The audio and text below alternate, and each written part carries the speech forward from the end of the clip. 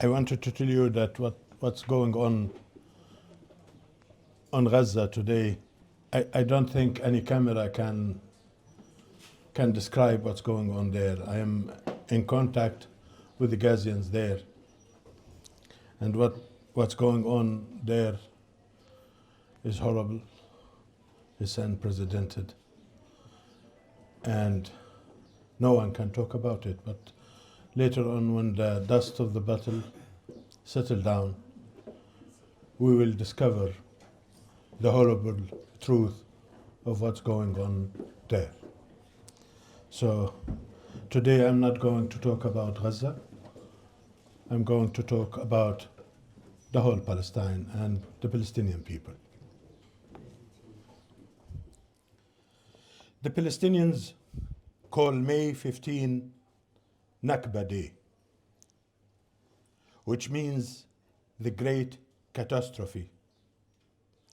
It is the day in which their rights, lands, homelands, lives, and possessions were usurped. It is the commemoration of the mass exodus of Palestinians, the transformation of more than half of the Palestinian population into refugees.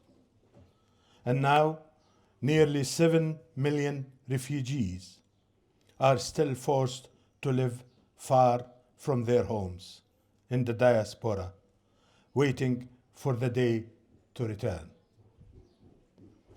The anniversary of Israelis' Independence Day is our Nakba Day, and it is celebrated one day before May 14th, which is the Black Day in which the cruelest, largest, and last apartheid regime was created. The word apartheid means separation, isolation, and racial discrimination. The apartheid system is a legacy of a British colonialism, where a white minority has ruled black South Africa since 1948, the same year the State of Israel was declared. The apartheid system is based on a racial policy for the purpose of imposing discrimination, domination, and oppression from one group over another. It is also based on a legal system that keeps the inferior race in the state, but the state is not an expression of its aspirations. The apartheid regime designed the Bantu citizenship law to avoid criticism. Bantustan means homelands, which are legal entities with a false independence. For the white government to say that the black population is not excluded from state affairs because legally they no longer belong to the state, to deprive them of citizenship and voting rights. The Israeli apartheid regime is more violent and cruel. It practices racism with steroids. They copied the apartheid regime with a lot of creativity. Concrete walls, barbed wires, electronic gates, Judaization laws, house demolitions and forced evictions, stealing the land and building settlements on them, oppression, arbitrary detention, physical liquidation, occupation, and annexation to create unbearable situation for the expulsion of the Palestinian population. The apartheid system arose in Israel as in South Africa throughout settlements. Do you remember when Captain Cook, who represented the British Empire, came to Australia for the first time? He looked around and said, "It's an empty land, and these are not people." Under the same despicable slogan, a land without people for people without a land without land. Zionism established a foothold in Palestine. The Nakba started from the moment the slogan was applied. An ethnic cleansing campaign was launched.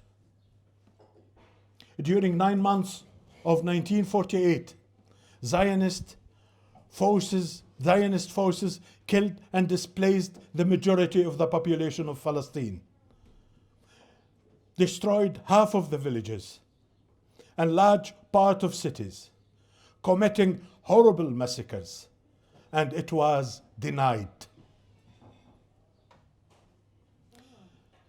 The worst phase of the Nakba is the attempt to deny the history of the Palestinian people.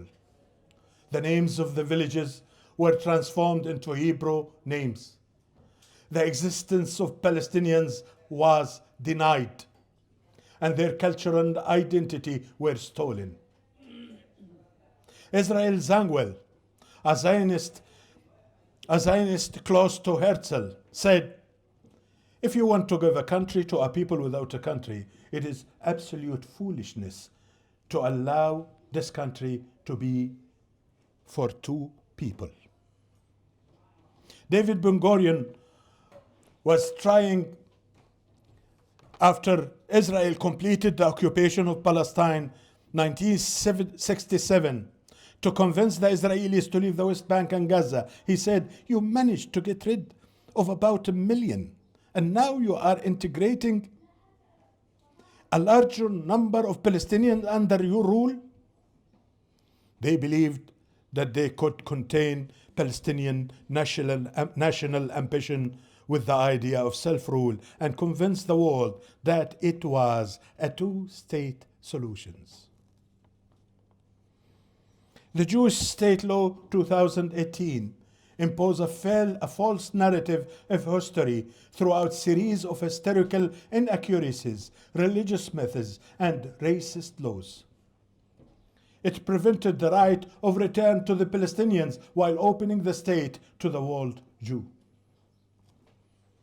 Property of absteins. A law dealing with the houses of displaced persons and their conversion their conversion to Jewish property. In 1954, a third of Israelis lived in Palestinian homes.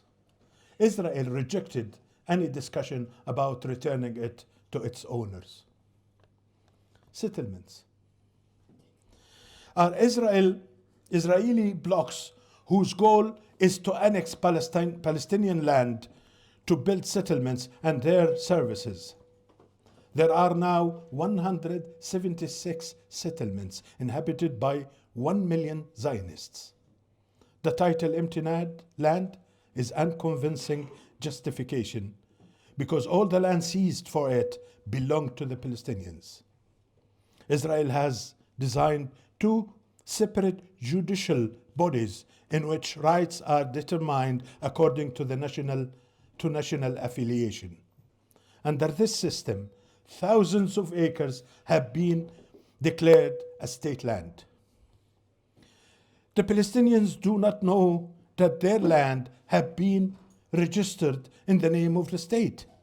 And when they do, the time for objection is too late.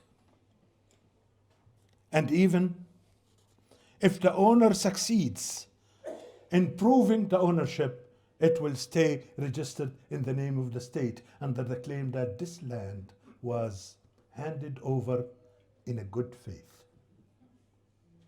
Then Israel prevents Palestinians from entering these lands and uses it as a pretext for future violations against the Palestinian rights.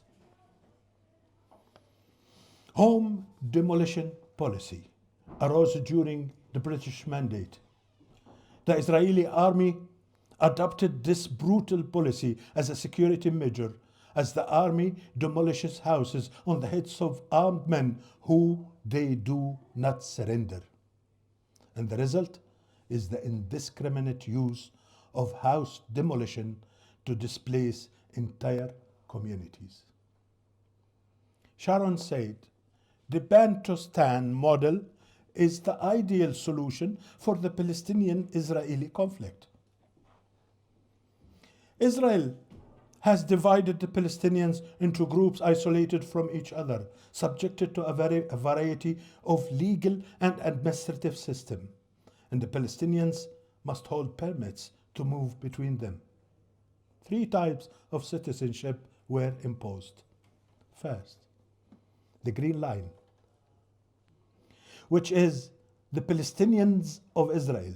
In theory, they are Israeli citizens. They have a separate national law, and when they explain it to them, they say, Israel does not recognize you as a nation. You can be Muslims, Christians, or Jews, and you can speak Arabic, but you can't be Palestinian. Second, the Palestinians of East Jerusalem. They hold a temporary Israeli residency card and a temporary Jordanian passport. They are not Israelis, not Jordanians, and not Palestinians either. They are prohibited from being granted residency rights throughout marriage. Families constantly live in a fear of being arrested or deported. The population of West Bank, subjected to the military occupation. They carry an identity card and passport issued by the Palestinian National Authority in coordination with Israel. The West Bank is divided into 3 Bantustans, Area A, B, and C. Area A is subjected to Palestinian Authority, B, Joint Patrols, and C is subjected to Occupation Authority. As for Gaza, they hold an identity card and passport issued by a Palestinian National Authority in coordination with Israel. Gaza is considered a strategic challenge to the Zionist project because the resistance did not comply with the Oslo logic of accepting to live in a large open prison. Is there a country in the world that has such 3 systems that can be defined as a democratic state? Jimmy Carter described it as a policy of apartheid regime, in some cases harsher than the treatment of blacks in South Africa. Israel imposes several restrictions on the freedom of movement, copied and developed from South Africa apartheid regime that imposes complete racial segregation in the roads by positioning roadblocks. And no one knows their numbers and where they are placed. It is placed on an ethnic basis, not to chase suspects, but to deprive the Palestinians of freedom of movement. As for the mechanisms of surveillance and control, it is an essential tool of causing profound harm, humiliation, distortion, and occupation. Imagine a life in which every step is tracked, every interaction is monitored, and every personal detail is used against you.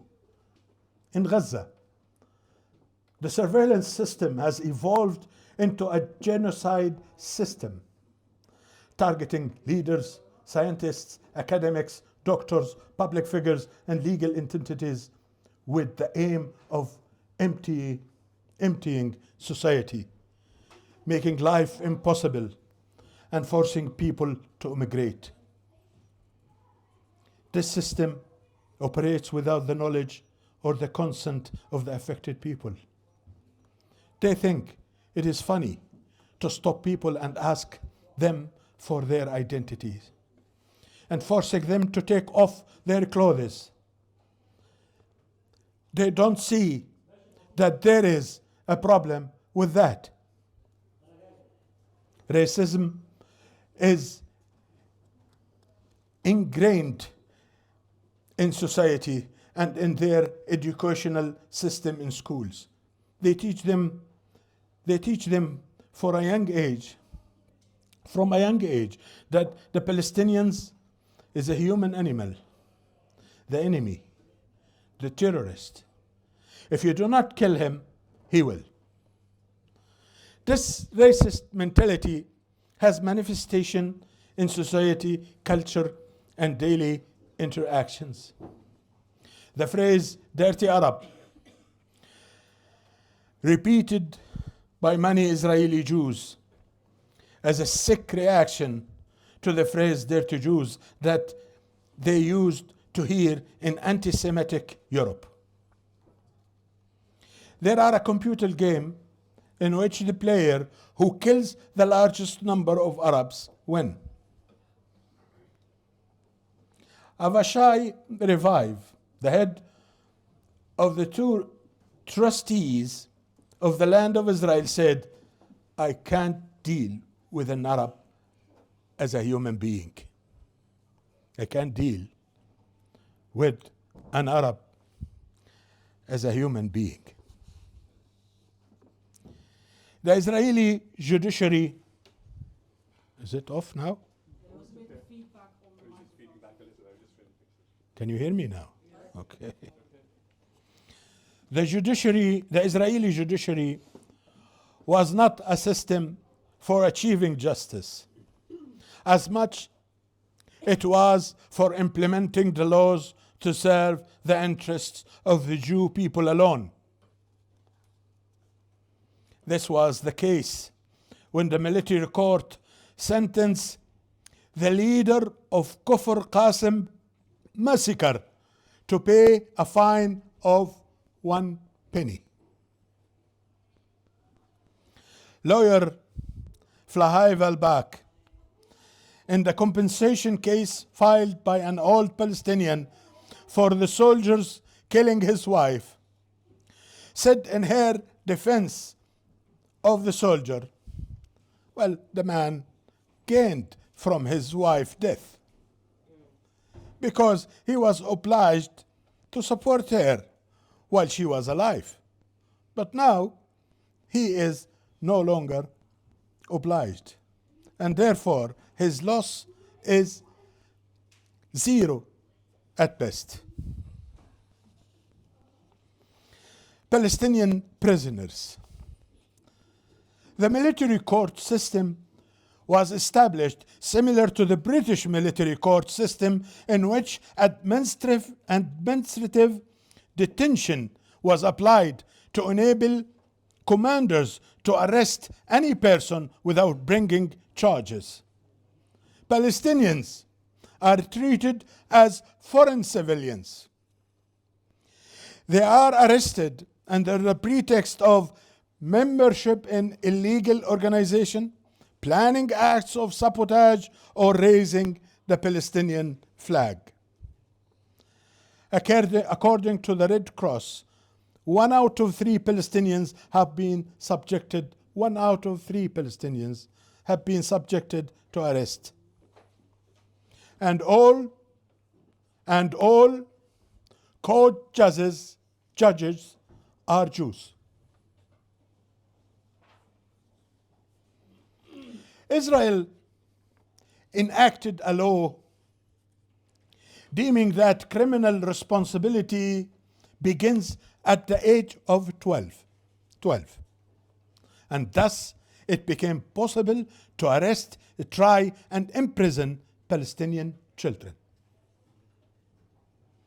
A study prepared by Save the Children indicates that most children were arrested during the night, subjected to a strip search, deprived of communication with their families, exposed to horrific level of physical and emotional abuse, suffered from hunger, did not receive health care, and placed in solitary confinement.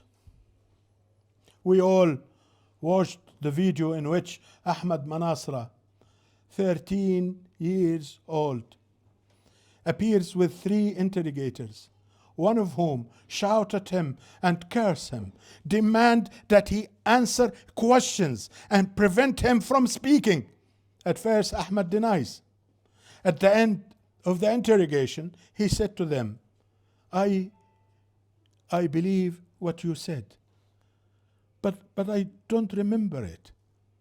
I seem to have forgotten. Prisoners are only released in exchange agreement concluded with various resistance organizations. In 2011, for example, the occupation government released 1,027 Palestinian prisoners in exchange for capturing soldier Gilad Shalit, which is the highest price the occupation paid for a single soldier. The apartheid wall, built in the West Bank, 700 kilometers long and up to 9 meters height. It is one of the manifestations of the expansion policy to control the largest area of land and expel the Palestinians from it. The occupation authorities have established a network of gates, watchtowers equipped with cameras and sensors, a dirt road covered with sand to detect the footprints, and a system of movement permits to control the movement of Palestinians. Students and teachers are unable to reach their schools. In 1987, with the outbreak of the Intifada, a Zionist historian Benny Morris wrote, it was peaceful, non-violent civil resistance to the Israeli occupation. In 1990, Israel began implementing a policy of closing Gaza. Baro Kemmelberg, a sociologist at the Hebrew University, described Gaza as the largest concentration camp on earth. 2006, Hamas won the elections. Israel imposed a brutal economic blockade on Gaza, aiming to keep Gaza on the edge of economic disaster, leaving people in Gaza to suffer and die. Several international and local attempts were made to lift the siege, including the March of Return. The Israeli response was brutal. 214 civilians were killed. Children, disabled, nurses, and ambulances were targeted. Israeli snipers were ordered to aim at the area below the knee. There were many operations of amputation of limbs. What kind of leaders could issue such a military order? Any people who are put in such camps for such a long time have a duty to bring down this damned wall.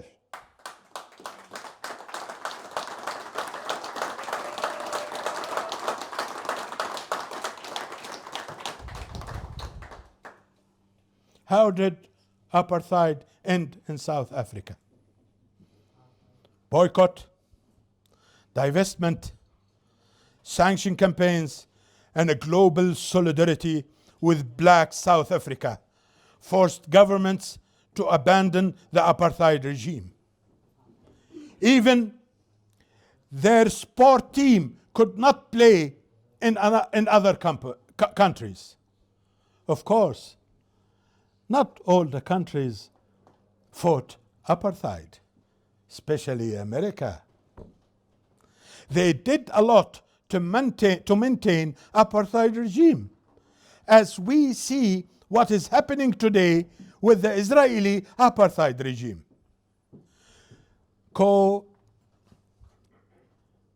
Coincidentally, the country that suffered the most from the apartheid regime is the one that is taking the Israeli apartheid regime to trial for committing the crime of genocide. Finally, the Jewish Zionists tried for more than 100 years and sought help from all superpowers and copied the terrible colonial experiences, but they did not succeed to subjugate the Palestinian people and controlling their lives. You know that this land is not yours, and the whole world knows that it belongs to the Palestinian. Thank you.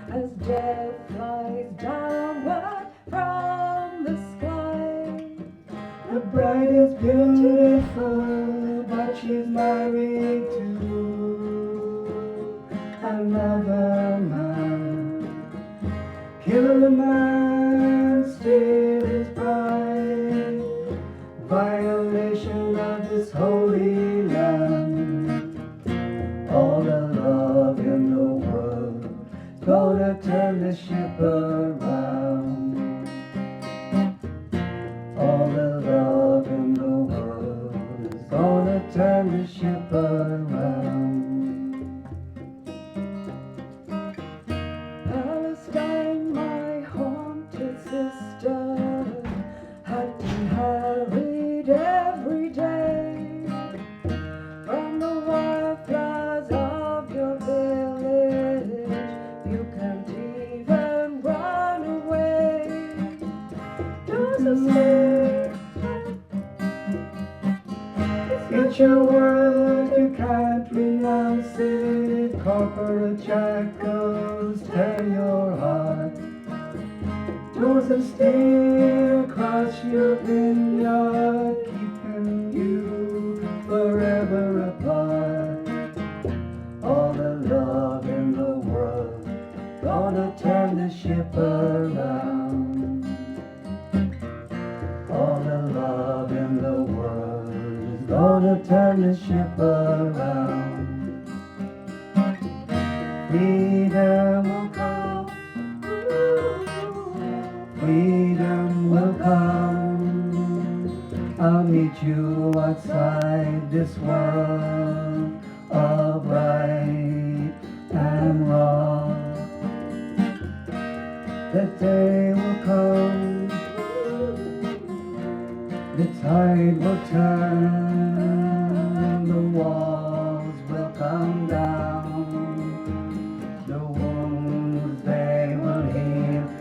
Shall be free. Freedom will come, freedom will come. The walls will come down, the wounds they will heal. You shall be free. You shall be free. Shall be free.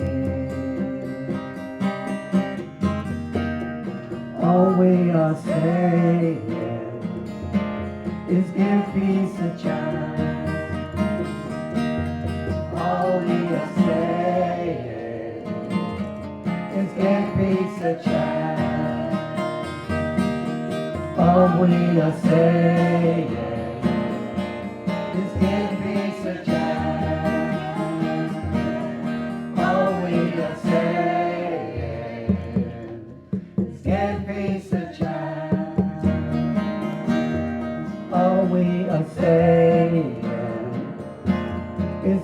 be such a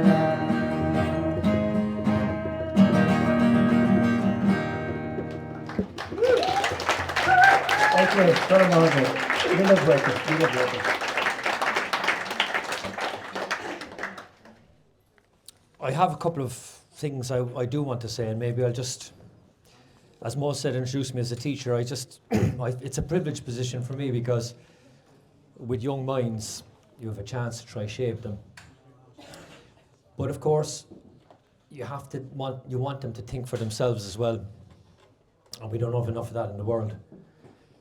As you can see in a place like Israel, where their society is, I suppose it's one of these societies was cut down debate with the censorship, the way the broadcasters work, the type of truth they're showing, and that's something I want to begin with, because when we often talk about truth, we talk about like whose version of the truth. And despite living in a world with more cameras and connectivity, the world has never been less clear about the truth. AI, deep faking, computer editing, all 21st century tools are just added to the traditional layers of terms we're all familiar with from the last century: bias, propaganda, prejudice.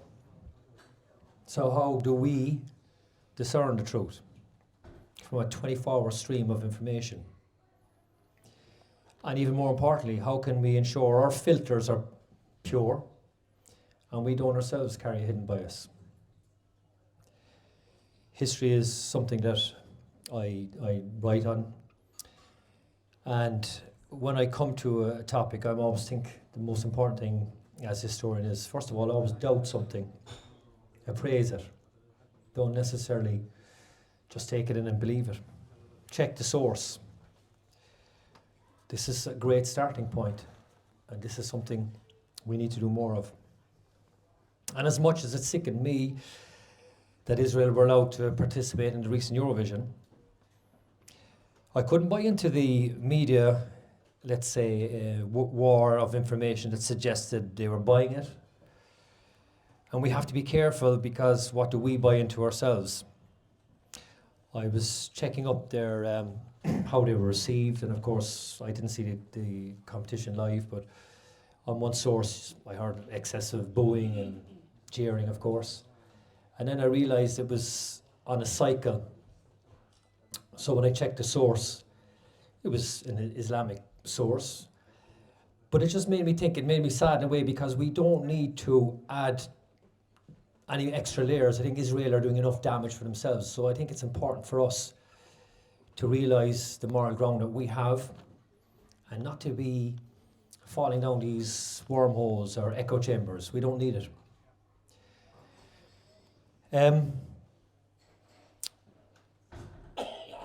I'm just going to skip a wee bit because I think it's been covered a little bit today. But just going back to the idea about being an educator, one of the most probably disappointing things for me is the reaction of the Jewish diaspora around the world. And we have to use that word guardedly, of course, because the right-wing element that is out there want to run with the anti-Semitism side, of course. And we know not all Jewish people are Israeli. And this is an Israeli attack on Palestinian, but the Jewish diaspora's response has been worryingly disappointing. And if I could bring it back to Ireland, Alan Shatter, you may have heard of him. He's previously was a TD. He's a man of Jewish faith, but he was a previously TD. He's a lawyer, very intelligent man. And shockingly, he came out recently that teachers should not be discussing Palestine in their classrooms. And he went as far as to say they should be sanctioned. Now, in Ireland, we have a very strong movement for Palestine, and it's easy for me to go into my classroom and, within the right context, discuss it with the students. But imagine that outside of our jurisdiction. Imagine how damaging that would be. And I kind of witnessed something like that on a recent trip to the States. It's, when you look around the room here and you read the news, and in fairness, the Irish government now are trying to recognise Palestine, you kind of have this bubble. I think, the wheel is turning. In the United States, you don't see Palestinian flags. when you turn on the news, you don't see the refugees, you don't see the suffering. You're more than likely to see an analyst talking about Hamas and how to end terrorism. It's frightening. And we know the polarization in the United States, and you would expect to be some balance, but there wasn't across the networks. So we're in a privileged position here in that we have a society where we can discuss and talk. But let's not be ourselves an echo chamber. Let's leave this room this evening and try convince people, but not convince them in a way that entrenches them. We have to be very open-minded. We have to be very careful how we change people's minds, and sometimes you have to do it very slowly. As I said, discussing in my classroom, I don't go in and I don't tell the kids how to think. When the opportunity arises, we discuss it. We talk about the ideas, and some of the children will challenge it, and that's what you want, because it's in that environment of discussion that you can then create a thinking mind, and when you have a thinking mind, then people will see it for themselves, and that's where you really will find the truth, and where people will search for it themselves and see it. But unfortunately, what we're witnessing on our televisions at the moment is nothing new, and this is the sad thing. Last year you were fantastic in outlining the sad history of Palestine, so I won't going through it again, but you know, just in little pieces, like you can imagine how their military and their politics are so entwined. Ariel Sharon, former commander, military commander, and former president, in 1953 he was involved in bombing civilian houses. He's just blowing them up. So this is nothing new. Golda Meir, former Prime Minister of Israel, in 1969 said there's no such thing as Palestinians. This is nothing new. In 67 they were besieged. In 72 the refugees that fled in to Lebanon were attacked in camps. In 82 in Lebanon there was more massacres. This is nothing new. Yet how come it seems to be forgotten? We look at horror on our screen, and we look at the 35,000, and we think, how could this happen? This is nothing new. These numbers have died and died in greater numbers before. I think it is our job to leave this room and try convince people who don't see or don't have an open mind to have that open mind, to search for that truth that I'm talking about. And maybe that is a way we can march forward. We're all seeing on the news more and more as well the rise of the right.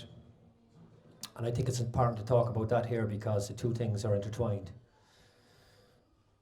Talking about these things, getting the truth out. The right like to use fear.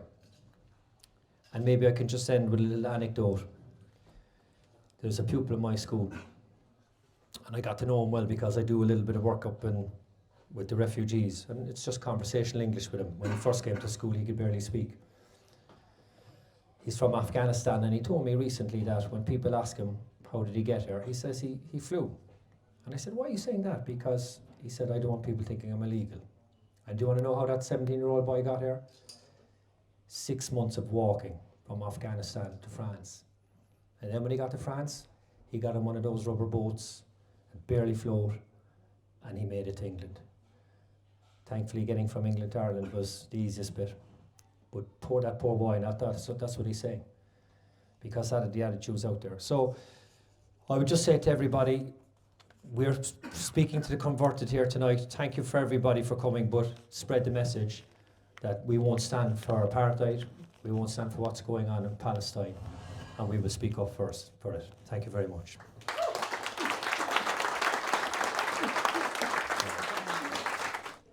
Hospital. 400 bodies and counting, still counting.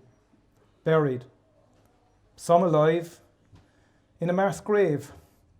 Hands tied behind backs. Children. Shot in the head. Point blank, some in their beds, decapitated. Women. Doctors, nurses. Stripped. Medics. Heads smashed.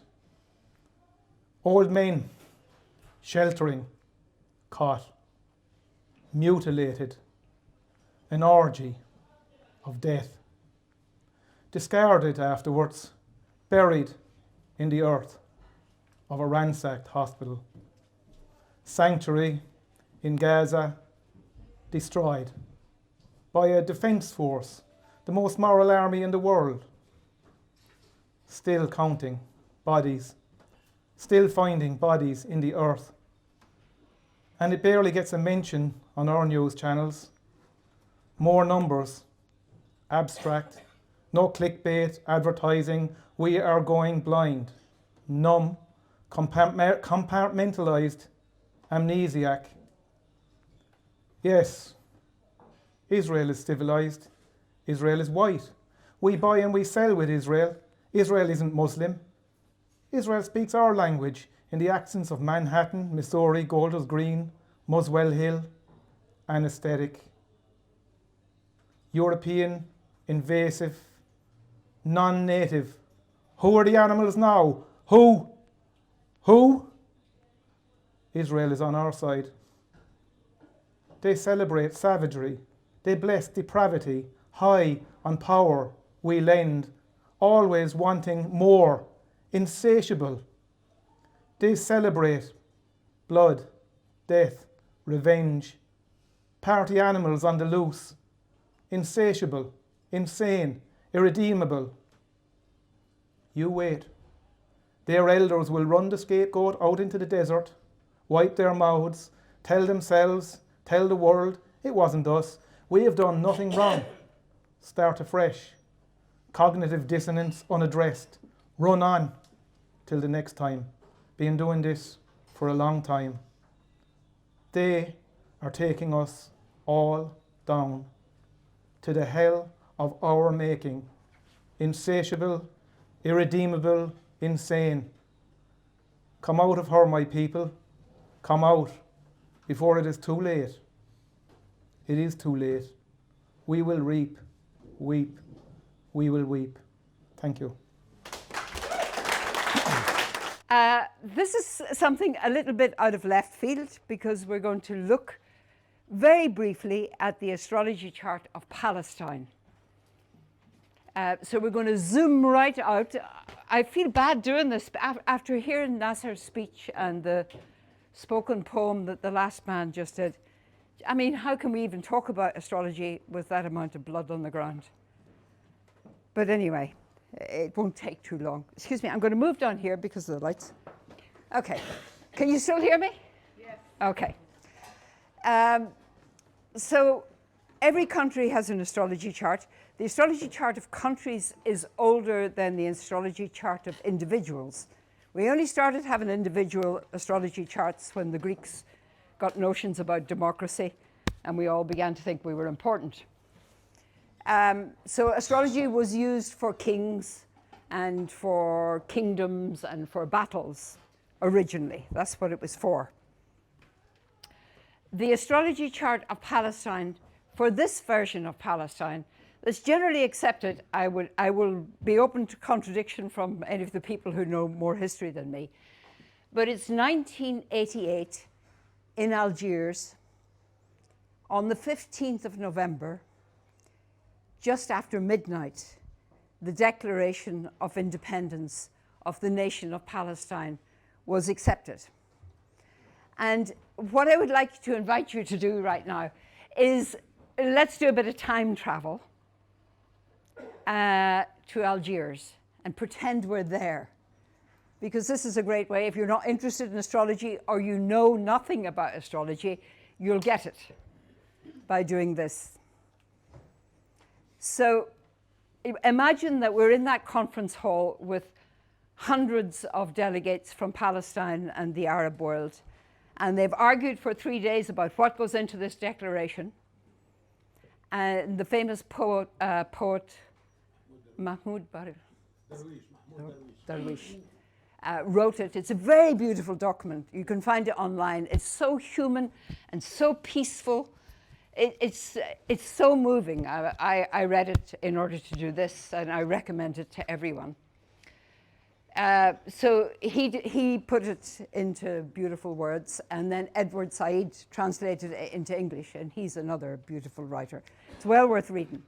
But anyway, the birth moment of this iteration of Palestine was then, the 15th of November, just after midnight, in Algiers in 1988. So if you imagine, just for a moment, that we're all in that conference center where those people were, just after midnight. And supposing you'd gone out and you'd looked to the east towards Egypt at what was rising in the east. And the brightest star in the sky, called Regulus, the royal star, was rising in the east at the end of the sign of Leo. So immediately you know that you're looking at an issue that's to do with sovereignty and the right to determine your own destiny as an individual, as a country, because that's what royalty is really about. Then an astrologer would say, the most important planet in the chart, therefore, is the sun, because the sun rules Leo, that was rising. Where was the sun at midnight? It was under the feet of the people who were there, as far away as possible from the midday position, because it was midnight. So the sun was down there. And the meaning of under your feet, the planets under your feet in astrology, it's to do with where you're born, the earth that feeds you, and where you're buried when you die. So it's your home. And it's your homeland, and your culture and your traditions and your history are there under your feet in an astrology chart and in reality. So we now know we're talking about sovereignty and homeland. And because it was the month of November, the sun down there was in the sign of Scorpio, so we knew that is not going to be an easy journey. There's going to be a lot of birth and death, and rebirth and death, and rebirth and death, and immense complications and darkness, and immense perseverance, and deep, deep roots that cannot be uprooted. That's the meaning of that position. If the people in Algiers that night had looked to the east, well, actually, they wouldn't see anything because the moon had just gone down below the west. The moon had just gone down below the western horizon at the end of the sign of Capricorn, 28 degrees Capricorn. That's important. That's why I'm saying it. The moon in a national chart is the most important planet because it represents the people. You can't have a nation without people and homes and families. You can have all the leaders you want and all the land you want, but if you don't have people, you don't have a nation. And if you meet someone who's been born with the moon in Capricorn, they've grown up in the school of hard knocks, of poverty, of scarcity, and also of a great respect for tradition. Another country that has the moon at 28 degrees of Capricorn is Ireland. In 1916, Easter Monday, the moon was at 28 degrees of Capricorn when our country was born. And when you meet someone who shares the same moon sign as you, you immediately have a feeling of a deep instinctive understanding, even though you might have all the superficial differences in the world besides that. And that is true of Ireland and Palestine, and always has been. Because we know what it's like to have a colonizing empire for a neighbor, just like Palestine does. I'm just going to very briefly mention the astrology chart of Israel, because it's interesting. Because at the moment that Israel was born, underneath their feet on the 14th of May, 1948, was it? 4 o'clock in the afternoon. Underneath their feet was 28 degrees of Capricorn. So they made their roots in the homes of Palestinians. Literally, they made their roots in the homes of Palestinians and the expense of Palestinian families and the country. Now, for the last 2 years, this is how astrology predicts. We look at what the planets in the sky now are doing to the original birth chart. So for the last 2 years, Pluto's been going over that part of Capricorn, 28 degrees. And Pluto is the planet of death, genocide on the people of Palestine. Yeah, it's nearly finished, but it won't be finished to the end of this year. Pluto has also been going over the roots of Israel, and that's an earthquake. And like we look at the situation, we think, oh, the Palestinians are being displaced and Israel's gaining more ground. Astrology says it's the other way around. It's the reverse of that. Palestinians are losing fear, because that's what Pluto does when it goes over your moon. Everything gets so bad, you go, fuck fear. Yeah. And Israel is coming to the end of that version of Israel where power is abused, because that's Pluto. Now, let us just for a moment pretend we're back in Algiers, in the middle of the belt of the zodiac and the planets. And at that moment, there was planets over there and planets over there and planets down there, but there was very little up there in the visible part of the sky. Now there's an amazing conglomeration of planets up there affecting the chart of Palestine. And they're planets, that's the part of the sky where you're seen, because it's the public part of the sky. It's your profession and your reputation and what people know about you and what they know about your history. And Palestine is being seen as never before. And the planets up there are Uranus and Jupiter and the sun with all its sunspots at the moment, and Venus. There's a whole lot of things going on up there. And you see that, I mean, what the young people in America are going through. And that won't end when they get tired of protesting. That's going on for generations. Those people are learning something that's going on for generations. That's the end of that unseen part of Palestine that was beneath the earth when Palestine was born. So, well, I mean, I wish I could say the war's going to end and there'll be no more blood, but sure we know that's not true. And I think, and I've read other astrologers who say, you know, this will go on for the rest of this year. And then there'll be secret deals done. And then there'll be some way of whoever's left living together. And we'll know about it about 2027. That's the general look at the planets. The worst of it, hopefully, will be over by this year. Anyway, sorry, I wish I could give more hope. Thank you very much for inviting me. I'm very proud to be here and really sad to be here. And I hope we will be together at another meeting like this when there is a new Palestine. And I'll do the astrology chart for it. Thank you.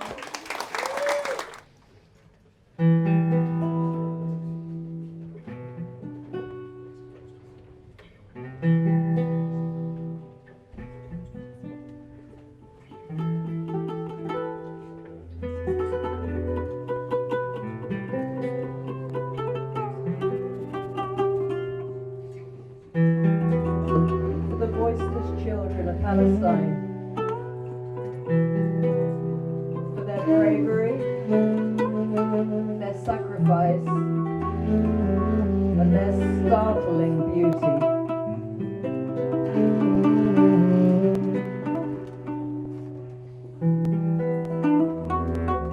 Today, Yabba, we followed the sweet voice of the songbird. She led us from the refugee camps into the fields beyond, where hope and fear lay down alongside a quietness that's not like the other wars. This time it's different. Even the songbird knew, yet she sang her tiny heart out, like a gift. But also I feared she was searching for something lost. Do the songbirds know of all we've lost?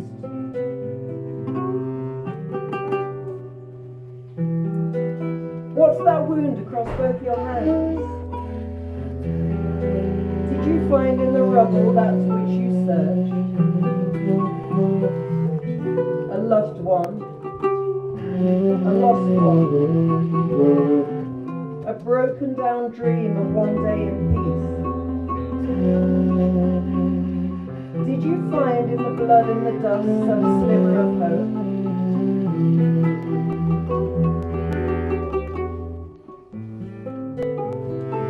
Do you remember, Yaba, when we returned to our home during the days of ceasefire, when the skies were so quiet? Do you remember how we found our home destroyed? But guess what, Yaba? When I found all my school books in my wardrobe and found my certificate of excellence, not torn or burned, I had a dream right there and then. It slipped into the daylight and allowed me to see once again the days when ice cream and Yama's love were ours.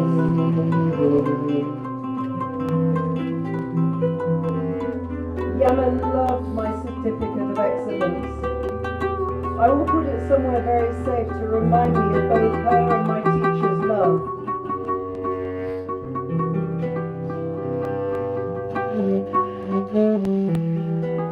Do your hands hurt you, Yaba? Here, let me wash them. We have water enough to dampen the cloth. You must take care of infection, there's sickness all around. Please don't cry. Remember what Yama always said, that we cannot be broken, no matter how tired we get. And not to be afraid of the sound of bombs in the darkness. And that inshallah, we will live to see another day.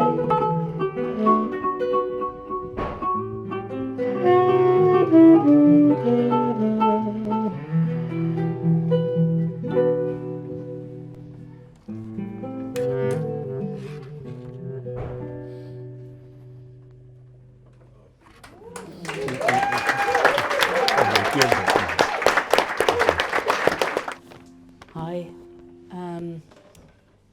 So 76 years since the Nakba.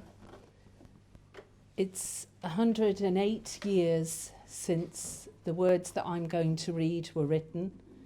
And it's also 108 years since the person who wrote them was executed, tied to a chair by the British forces in Dublin. I'm reading the words of James Connolly, which seem so apt for these times.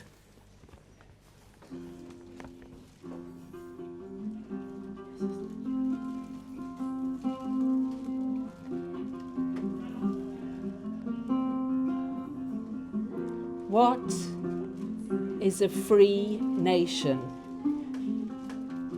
A free nation is one which possesses absolute control over all its own internal resources and powers, and which has no restriction upon its intercourse with other nations. What is a free nation? A free nation must have complete control over its own harbours, to open them, to close them at will, or shut out any commodity, or allow it to enter in, just as it seemed best to suit the well-being of its own people, and in obedience to their wishes, and entirely free of the interference of any other nation, and in complete disregard of the wishes of any other nation. Short of that, no nation possesses the first essentials of freedom.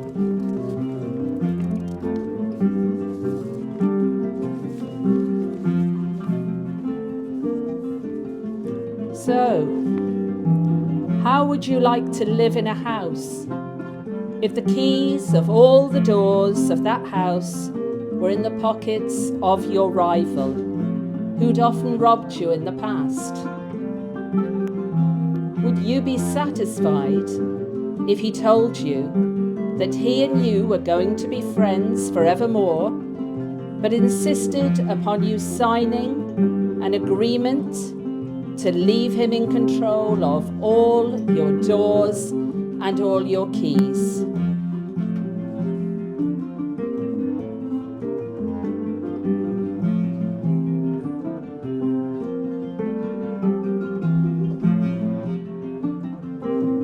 Could these words have been written as easily about Palestine? They're of course the words of the Irish trade unionist, socialist, hero of the 1916 Rising, James Connolly, maybe the most important representative of the Irish diaspora, who was born, of course, in Edinburgh to Irish parents, and who so inspired the liberation movements to overthrow imperialism and colonialism from the Caribbean to India, from Vietnam to South Africa. We learn from our history to listen to words spoken and written over a century ago that still resonate, still provide learning, still provide inspiration. And for us, here tonight, we know what a free nation is. And we know that Palestine will be a free nation.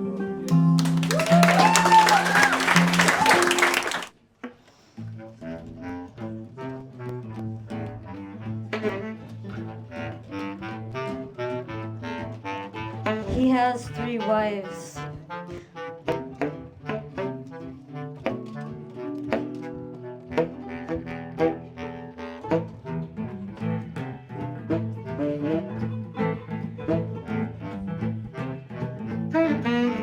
He has 3 wives.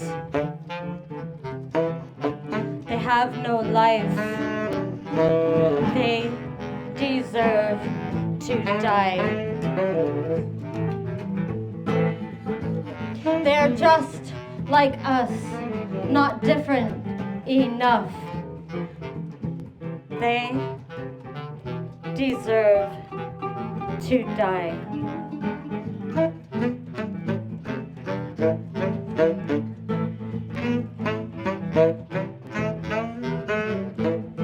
Freedom to leave, to move, and to return.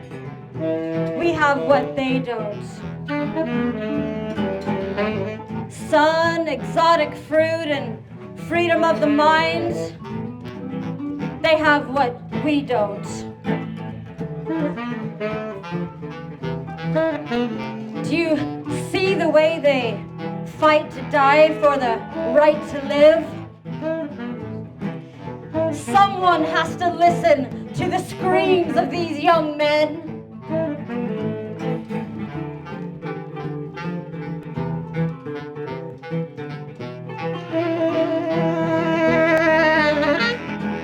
The boys have joy because they fight. They're always close to the other side. They rap and run, embrace and cry, too thin and strong.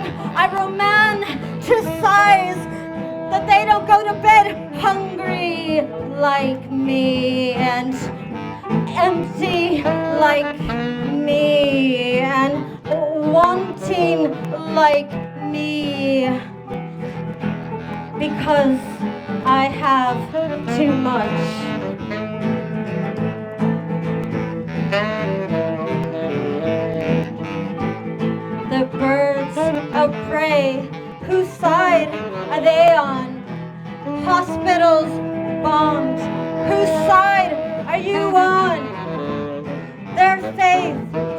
strong.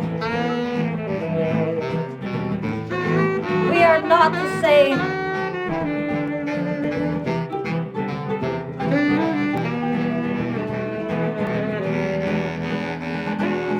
Too much room.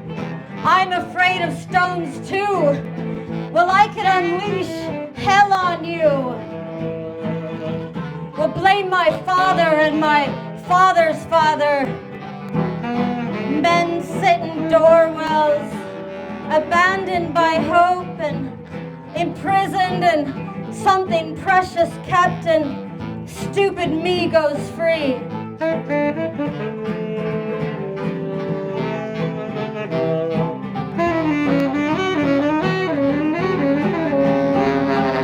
Thin limbs like insects, pinched between a finger and a thumb, brown like mud and trampled in dust, and squish, stamp, pop.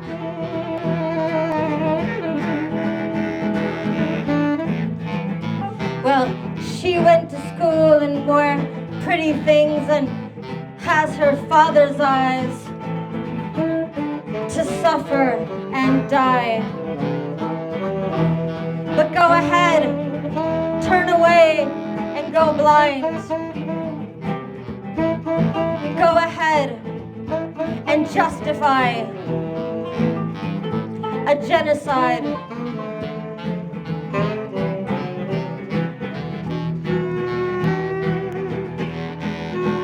He has 3 wives. They have no life. They deserve to die.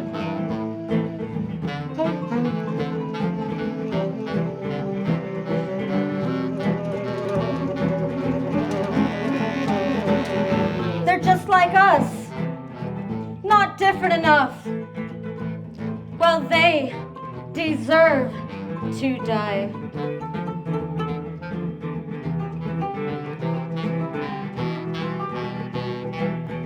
Well, the freedom to move, to leave, and to return, we have what they don't. Sun, exotic fruit, and freedom of the mind, well, they have what we don't. Do you see the way they fight to die for the right to live? Well, someone's got to listen to the screams of these young men.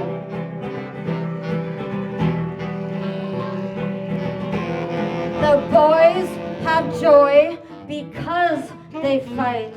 They're always close to the other side. They wrap and run, embrace and cry, too thin and strong, a romanticize. They don't go to bed hungry like me, and wanting like me, and empty like me, because I have too much.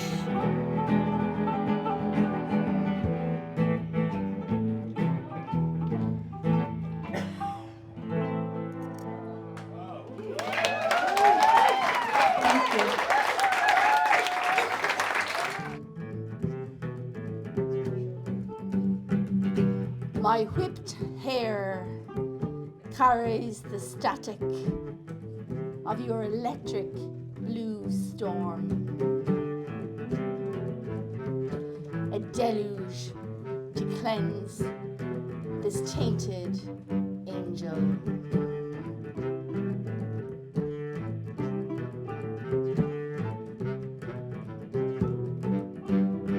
In elemental ferment, I invite you to my opera. Arias of anguish, chaos, and torment. A miscellany of unheard music explores your complex metropolis.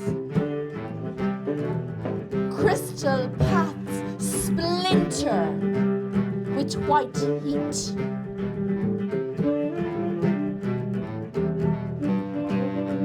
My veins fill with the blood-soaked earth of you. I eat silkworms so you catch silk threads from my throat.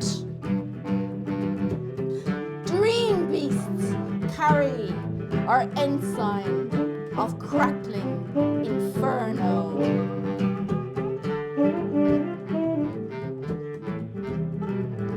My tongue tastes the wet ink of the damned.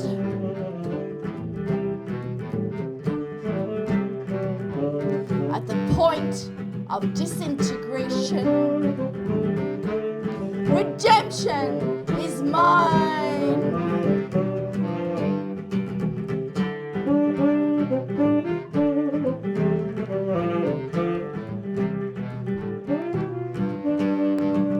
This pilgrimage begins at the edge of your world. This pilgrimage begins at the edge of your world.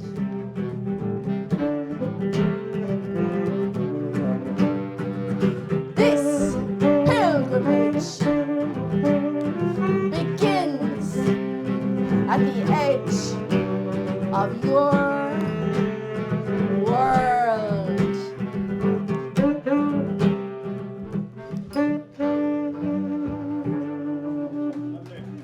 Thank you. This is taken from a longer piece written in response to an Instagram post. Some words. A child came in alive, literally burnt to the bone. Their face was just charcoal, and they were alive and talking, and we had no morphine. Deborah Harrington, obstetrician, Al-Aqsa Hospital, Gaza. Instagram post, January 2024. Flick. It's easy to skim past Instagram posts. Flick. Whole buildings collapse. Flick. There goes an ambulance. Flick. A mosque disappears. Every day I scroll and scroll. I like and share. I like and share. I watch in real time. The images look historical. Dresden, Hiroshima, a moonscape of destruction. Though the word moonscape is beautiful. Words are beginning to fail. Words are beginning to let me down. Words are beginning to sound meaningless. I stopped scrolling to let the words sink in. A child came in alive, literally burnt to the bone. Their face was just charcoal, and they were alive and talking. And we had no morphine. A child came in alive, literally burnt to the bone.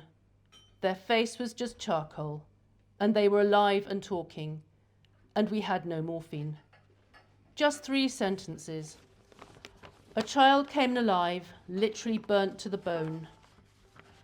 A child came in alive, comma, literally burnt to the bone. The comma devastates. It is the boundary between life and death. The comma makes us understand that the child should not be alive. The comma punctuates the space between the living and the dead. You understand the child will die. The child is literally burnt to the bone. Literally, literally. The word is a cliché, a word that has been deadened, and we laugh when we hear it overused by excited teenagers. But here there is no other word. A cliché has been resuscitated. Literally, literally burnt to the bone. To the bone. Alive, literally burnt to the bone. Phosphorus keeps burning from the skin's surface right through the body, relentless. It keeps burning, literally to the bone, to the white bone. Flesh is obliterated, flesh is destroyed. The burns are extremely difficult to treat and cannot be put out with water. Their face was just charcoal, and they were alive and talking. Their face was just charcoal, black and crumbly. Artists have used charcoal for centuries. It is particularly suited for drawings of the human body. Charcoal is fragile. It crumbles off the paper, black and crumbly and fragile. Sticks of charcoal snap easily. Its texture on paper recreates the softness of breathing skin, the vulnerability of flesh, and the delicate contours of the torso. It can be blended into shadows with the tip of a sensitive finger. It is particularly suited to chiaroscuro. The literal translation from the Italian is light-dark, a technique used to create dramatic effects, angelic visitations, thunderbolts from an angry god, areas of mysterious darkness, and sudden flashes of light. And they were alive and talking. The repetition of the word alive allows you to share the disbelief and shock of the doctor. The doctor cannot comprehend that the child is still alive, that the child is alive and talking. The child is talking, not screaming, not yet. When the body goes into shock, it does not feel pain. The pain begins only later. And we had no morphine. Morphine is the most basic of painkillers in emergency medicine, giving instant and blessed relief. I try to imagine how it feels to be that doctor with no morphine, helplessly looking at the child's body, the body that is literally burnt to the bone. I try to imagine, I fail. I try to imagine, I fail. I read the words for a final time. A child came in alive, literally burnt to the bone. Their face was just charcoal, and they were alive and talking. And we had no morphine.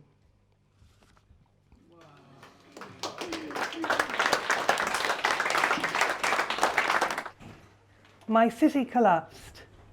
The wall clock remained. Our neighbourhood collapsed. The wall clock remained. The street collapsed. The wall clock remained. The square collapsed. The wall clock remained. My home collapsed. The wall clock remained. The wall collapsed. On went the clock.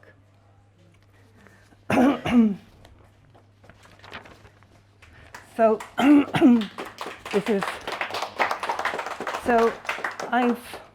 there's a singer, well-known singer in the Arab world called Furniss. You probably all know her. And I was living in Jordan for 10 years.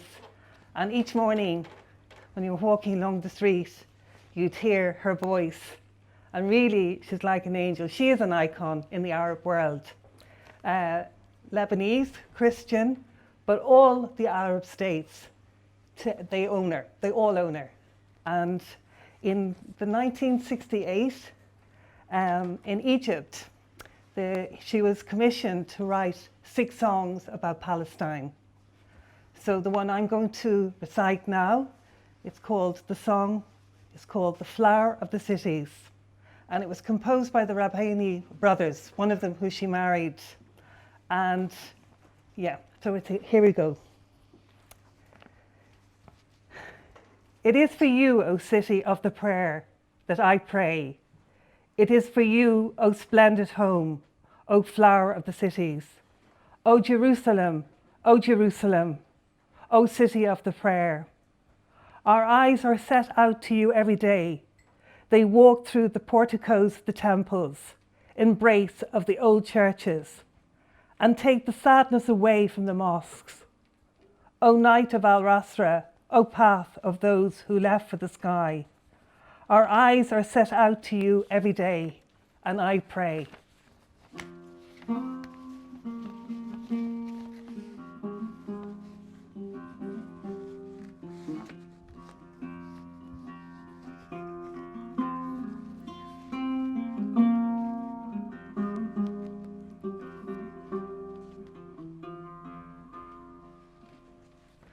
The child is in the cave, and his mother is Miriam, two faces crying, for those who roamed, for the children without a house, for those who resisted and were martyred at the gates.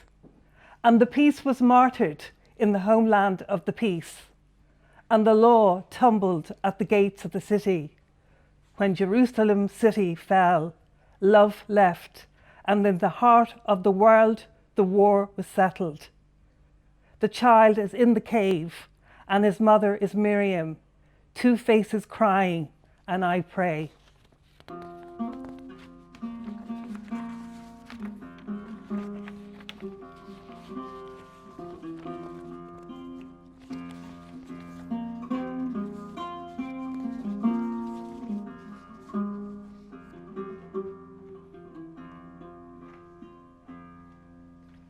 The glaring anger is arriving, and I am sure of it. The bright anger is arriving. I will command the grief from everywhere. It will arrive riding the steeds of fear. The glaring anger is arriving, and I am sure of it. The bright anger is arriving.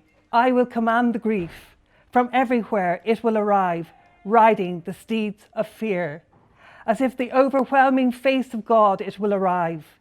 The gates of our city will not be locked anymore. So I am going to pray. I will knock the gates and I will liberate them.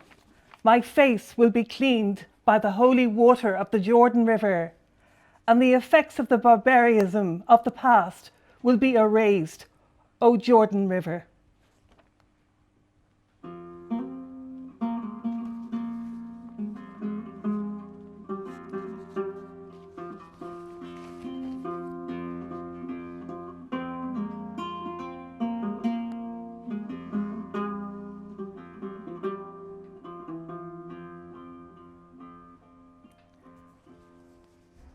The glaring anger is arriving, riding the steeds of the fear, and will defeat whom is in power. This is our home, and Jerusalem belongs to us. And in our hands we will celebrate the splendor of Jerusalem. By our hands, the peace will return to Jerusalem. Okay, I don't really write in English, but this is a song I wrote really about what's the horror that's going on. It's basically just kind of saying, you know, what can I say to make it stop, really.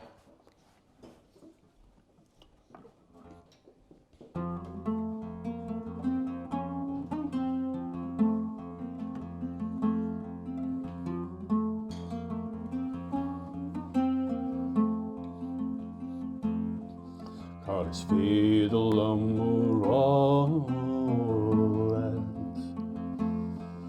Cards fiddle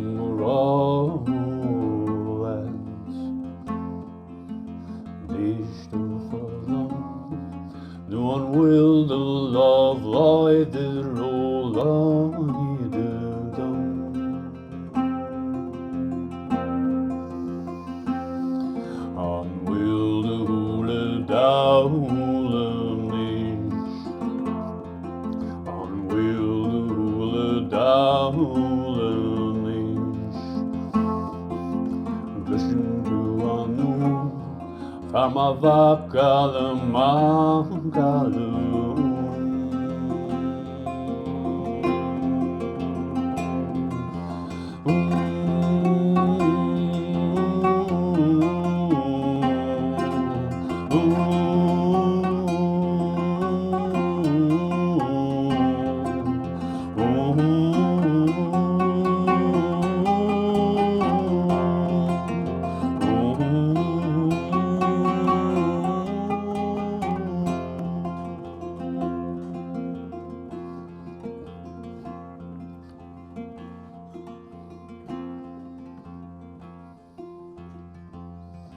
Caught his fiddle at the rollum.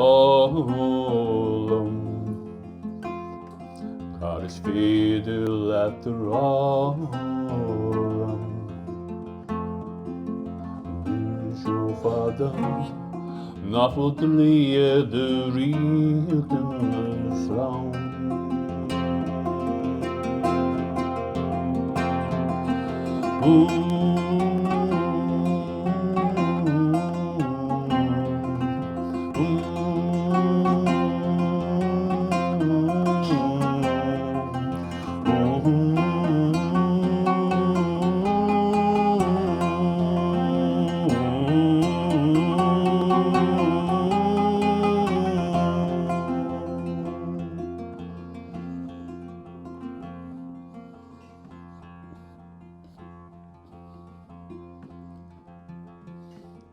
Cars feed the lumber on.